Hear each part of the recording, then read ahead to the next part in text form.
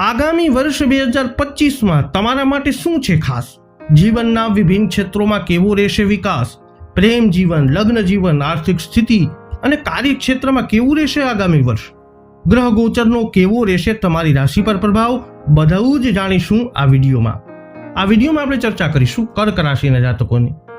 તો નમસ્કાર મિત્રો, અંબા એસ્ટ્રોલોજી ગુજરાતી ચેનલમાં આપ બધાનું હાર્દિક સ્વાગત છે.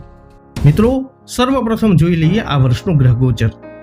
તો ગુરુ ગ્રહ 15 મે 2025 થી મિથુન રાશિમાં પ્રવેશ કરશે. તો શનિ 29મી માર્ચ 2025 થી કુંભ રાશિમાંથી નીકળી અને મીન રાશિમાં પ્રવેશ કરી જશે. રાહુ અને કેતુ 18 મે થી સિંહ અને કુંભ રાશિમાં પ્રવેશ કરવાના છે. મિત્રો, ગ્રહોની મોટી અસર જીવન ઉપર પડે છે.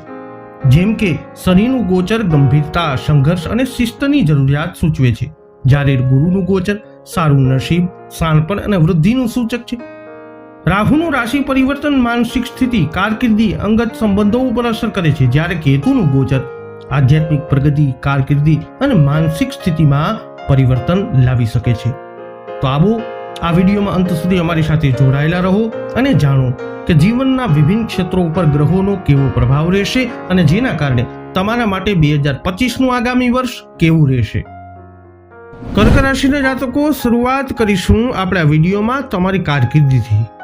તો કર્ક રાશિના લોકોની કારકિર્દી માટે એપ્રિલ 2025 સુધીનો સમય અનુકૂળ રહેશે.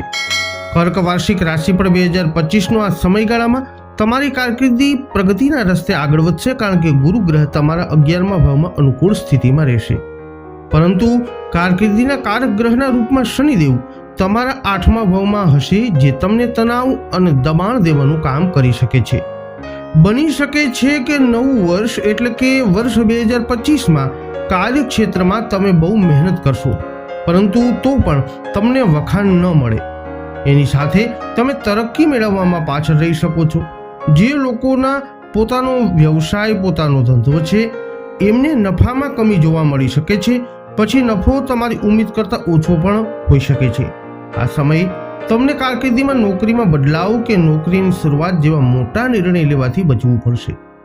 આ જ રીતે વેપાર કરતા લોકોને પણ નફાની પ્રાપ્તિની આશાની સીમિત કરવી પડશે અને એની સાથે આ લોકોએ પોતાના લક્ષ્ય પૂરા કરવાના રસ્તામાં વિરોધીઓ પાસેથી કડી ટક્કર પણ મળી શકે છે. કર્ક રાશિના જાતકો, હવે વાત કરીશું તમારા આર્થિક જીવનની. તો વર્ષ 2025ના એપ્રિલ મહિના સુધી કર્ક રાશિના જાતકોનું આર્થિક જીવન બહુ સારું રહેશે. આ દરમિયાન તમને જરૂરી માત્રામાં પૈસા મળશે અને એમાં તમે બચત પણ કરી શકશો. પરંતુ આર્થિક જીવનમાં વધારો તમને તરત જ નહીં મળે અને આ તમારી પાસે ધીમી ગતિથી આવશે. આવું એટલા માટે થશે કારણ કે તમારા 8મા ભાવમાં શનિ મહારાજ વિરાજમાન છે.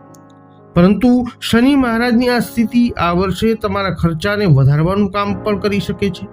એવામાં તમારી સુખ સુવિધાઓને ઓછી થઈ શકે છે. મે 2025નો સમય પરિસ્થિતિમાં સુધારો લઈ અને આવશે.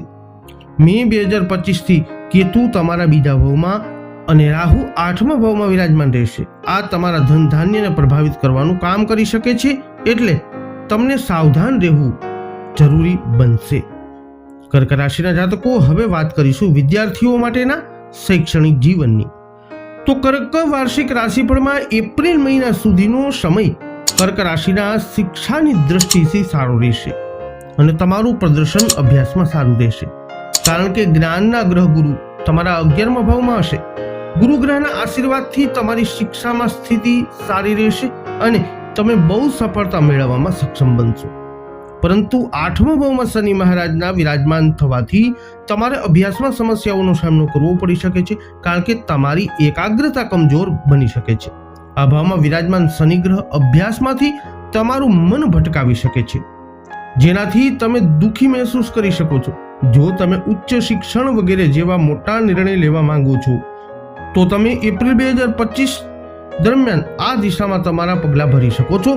પરંતુ મે 2025 પછી તમારે અભ્યાસને લગતા નિર્ણય લેવાથી બચવું પડશે, નહીં તો તમને નિરાશ થઈ શકો છો. શિક્ષાનો કારક ગ્રહ બુધ 6 જૂન 2025 થી 22 જૂન 2025 અને 15 સપ્ટેમ્બર 2025 થી 3 ઓક્ટોબર 2025ના સમયગાળા દરમિયાન શિક્ષામાં સકારાત્મક પરિણામ તમને અપાવશે. તો એવામાં તમે સફળતા મેળવી શકશો. જ્યારે વાત આવે ઉચ્ચ અભ્યાસની તો તમે આ સમયનો ઉપયોગ તમારી બુદ્ધિને તેજ કરવા કરી શકો છો અને એવામાં તમારું પ્રદર્શન પણ સારું રહેવાની આશંકા છે. આ દરમિયાન તમે તમારી આવડતને જાણવામાં સક્ષમ બનતા જણાશો. આ વિડીયો અંગેના તમારા અભિપ્રાયો કોમેન્ટમાં જણાવજો. વિડીયોને લાઈક અને શેર કરી દેજો. હજુ સુધી તમે અમારી ચેનલને સબસ્ક્રાઇબ ન કરી હોય તો અવશ્ય કરી લેજો. જ્યોતિષીય માર્ગદર્શન માટે તમે અમારો સંપર્ક પણ કરી શકો છો. ફરી મળીશું નવા વિડીયોમાં. જય અંબે.